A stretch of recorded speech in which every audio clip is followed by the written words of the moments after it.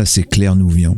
Il n'y a que de l'hypocrisie et elle est double. D'un côté, en fait, on voit que Emmanuel Macron est passé avec le rouleau compresseur de la machine de communication de l'Élysée, est passé avant le président polynésien pour faire l'annonce en fait qui revenait au président de la Polynésie de cette grande vraie aire marine protégée qui est le résultat d'années de travail des acteurs locaux, du gouvernement, des ONG, etc.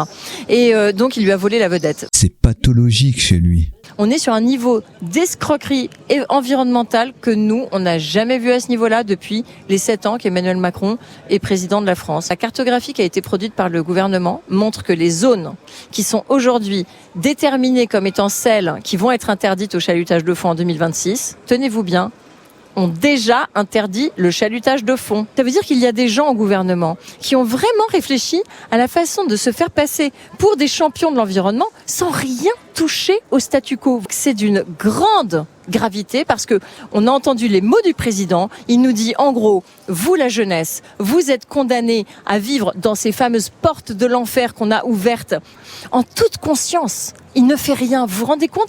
Il met la puissance de la France au service du statu quo. Ce niveau d'irresponsabilité doit porter un nom. Il est criminel. Hypocrisie, escroquerie, criminel. Ça ressemble à un régime mafieux tout ça.